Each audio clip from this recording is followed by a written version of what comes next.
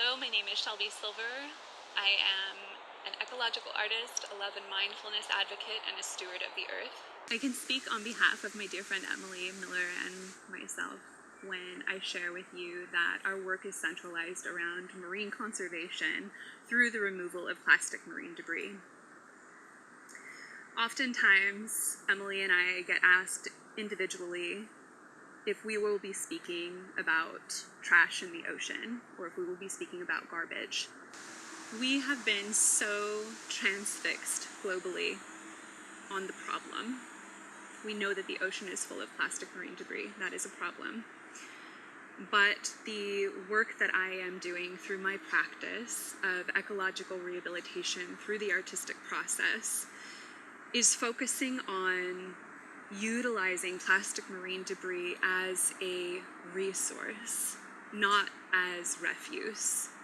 And it's really a wonderful material because it's non-geographically biased, which means that it's everywhere. So looking at plastic marine debris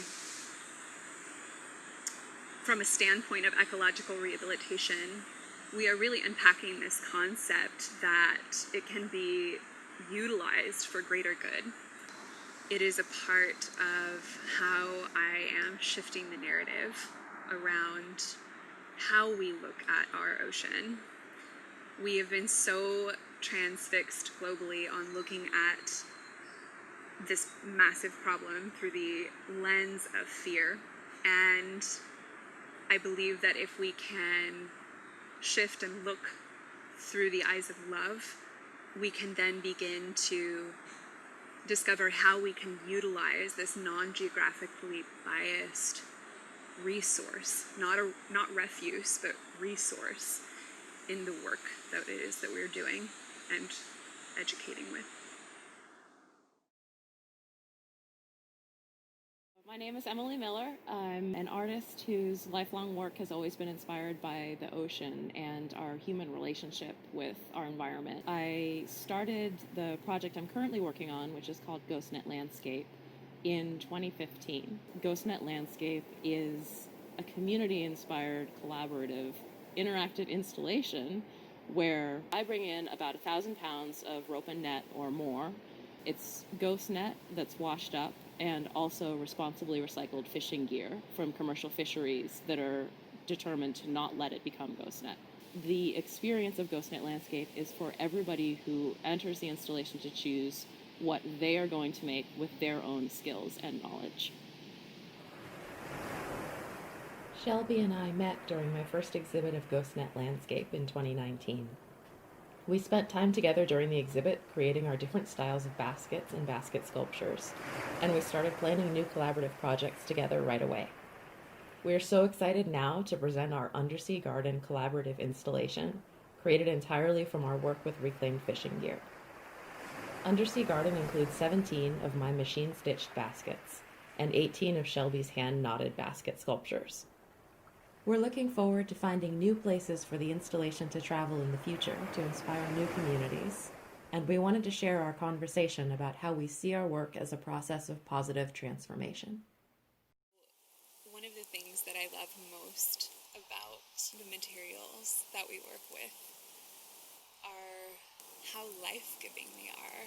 I think oftentimes it's thought of that because it's plastic, it's lifeless, and it can have a negative connotation attached to it, being out in the ocean and causing entanglement, entrapment, and ingestion.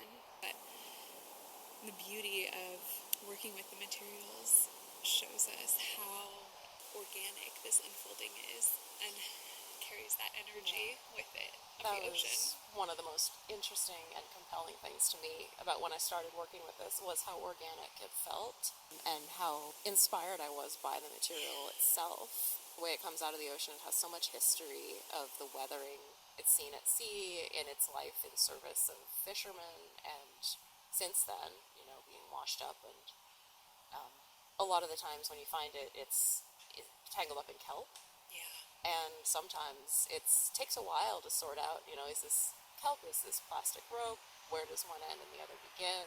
And it just speaks so much to the cycles of nature, even though you think of a plastic as not natural or not part of nature, but this material really feels like it is, and that we are able to bring it to a higher purpose.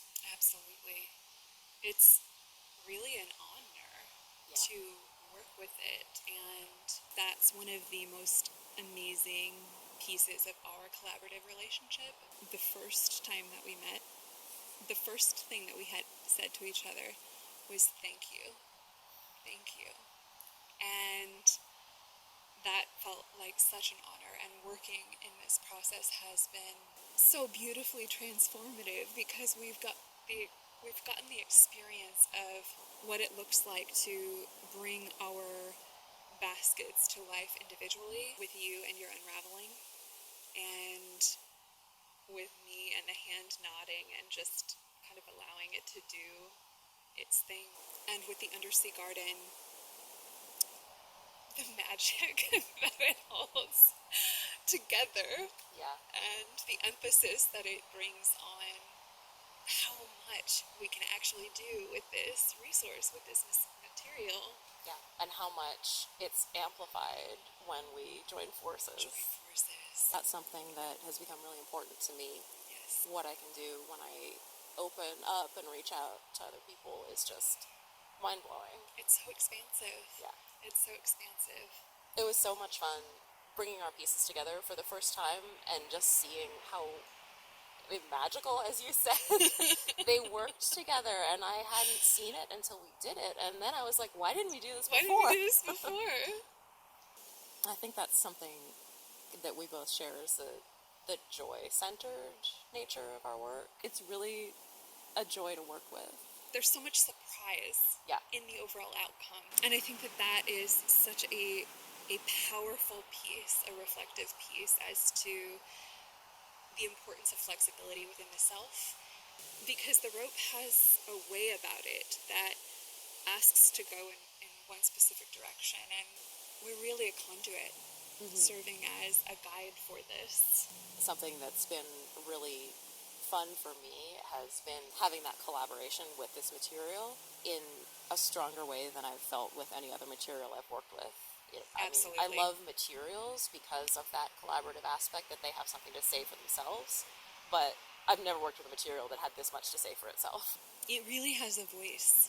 I think that's one of the things that had initially called me to it, was that thought, how can I allow this to speak for itself? How can I create this in a way that will share its journey, share its vibration, and help educate in the process?